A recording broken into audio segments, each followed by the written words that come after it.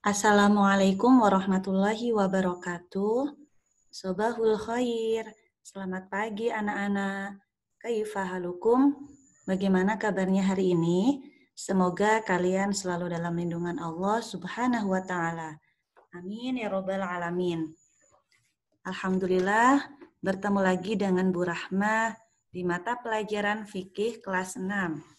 Dan hari ini kita akan belajar bab 6, yaitu tentang pinjam meminjam.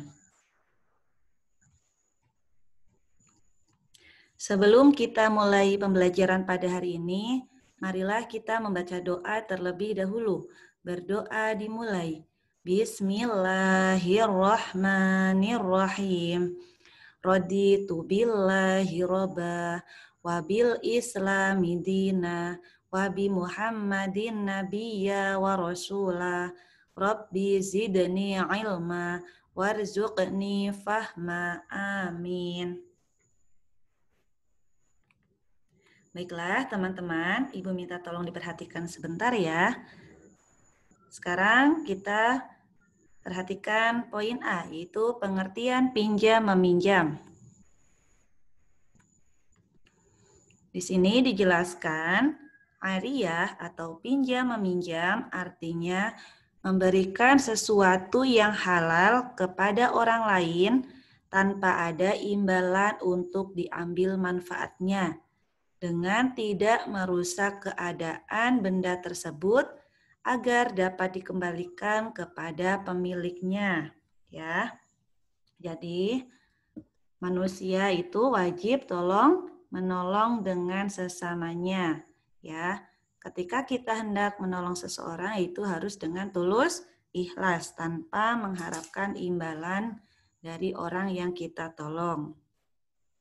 Kemudian, apabila seseorang hendak meminjam sesuatu, ya, meminjam barang kepada kita karena terdesak kebutuhan, kita wajib meminjamkannya, ya. Sebagaimana firman Allah Subhanahu wa taala dalam Quran surat Al-Maidah ayat 2, ya, yang berbunyi sebagai berikut. Ibu bacakan terlebih dahulu ya. A'udzu billahi minasyaitonir rajim. Bismillahirrahmanirrahim. Wa ta'awanu 'alal birri wat taqwa wa la ta'awanu 'alal itsmi wal 'udwan. Shadaqallahul azim.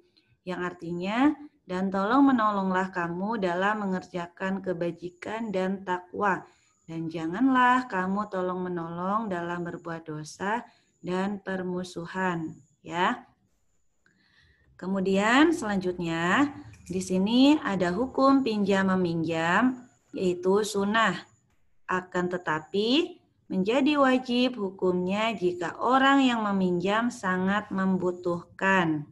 Sebaliknya, menjadi haram apabila barang yang dipinjam itu akan berguna untuk sesuatu yang diharamkan. Contohnya apa?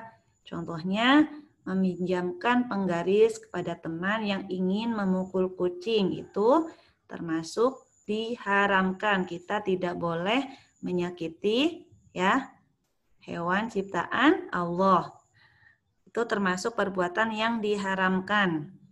Kita lanjut ya teman-teman. Kemudian yang B yaitu rukun dan syarat pinjam meminjam. Yang A di sini ada rukun pinjam meminjam. Yang pertama yaitu orang yang meminjamkan atau pemilik barang. Yang kedua, orang yang meminjam atau membutuhkan barang yang akan dipinjam. Kemudian yang ketiga yaitu barang yang dipinjamkan, tentunya barang yang memiliki manfaat yang baik. Kemudian yang keempat yaitu ijab qabul atau lafal pinjam meminjam. Contohnya, bolehkah saya pinjam pensilmu? Kemudian yang peminjam mengucapkan baiklah, silahkan dipakai, itu contoh ijab dan qabul. Kemudian yang B yaitu syarat pinjam meminjam.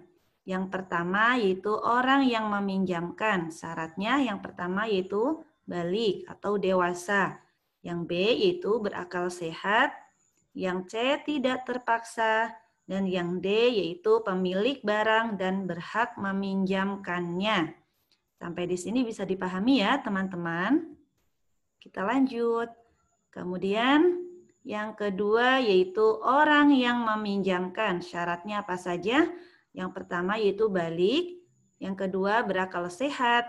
Yang ketiga itu bertanggung jawab. Orang yang meminjam itu bertanggung jawab untuk menjaga dan mengembalikannya, ya. Kemudian yang ketiga yaitu barang yang dipinjamkan. Syaratnya ada 3. Yang pertama ada manfaatnya. Yang kedua, manfaatnya masih ada saat akad. Yang ketiga, yaitu manfaat itu dimiliki oleh orang yang meminjam. Kemudian, ya, syarat pinjam meminjam yang keempat yaitu ada ijab kabul. Syaratnya ada 2. Yang pertama yaitu jelas dan mudah dimengerti oleh kedua pihak. Yang kedua yaitu berakhir atau bersambung antara ijab dan qabul atau disebut dengan mualah. Sampai di sini bisa dipahami ya teman-teman. Kemudian yang selanjutnya yaitu sikap orang yang meminjamkan barang. Apa saja? Yaitu di sini ada 6 poin. Yang pertama yaitu tidak mempunyai sikap curiga kepada orang yang meminjam. Yang B, ketika menyerahkan barang yang dipinjam, hati kita harus ikhlas, ya, dan sikap kita harus ramah. Yang C, yaitu tidak mengucapkan kata-kata yang menyakitkan hati. Yang D, pada waktu pinjam-meminjam, dicatat dan diketahui bersama, supaya tidak ada kesalahpahaman. Kemudian yang E yaitu jika batas waktu belum dikembalikan boleh ditagih, yaitu harus dengan kata-kata yang baik.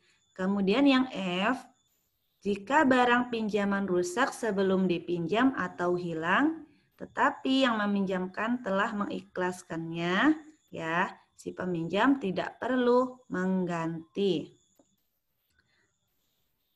Kita lanjut ya teman-teman. Kemudian selanjutnya yaitu kewajiban dan tanggung jawab peminjam atau orang yang meminjam. Yang pertama, mengambil manfaat dari barang yang dipinjam harus sesuai dengan ketentuan yang ditetapkan oleh pemilik barang, ya. Kemudian yang kedua, kita harus merawat barang pinjaman dengan baik. Kemudian yang ketiga yaitu mengganti jika barang itu rusak atau hilang. Tetapi jika ada perjanjian bahwa si pemilik barang yang akan menanggungnya, peminjam itu tidak wajib mengganti atau memperbaikinya. Dan sebaliknya ya teman-teman, jika ada kerusakan atau barang itu hilang, peminjam wajib menggantinya, ya. Kemudian yang keempat yaitu barang yang dipinjam harus dikembalikan sesuai perjanjian yang telah disepakati. Sampai di sini bisa dipahami ya, teman-teman.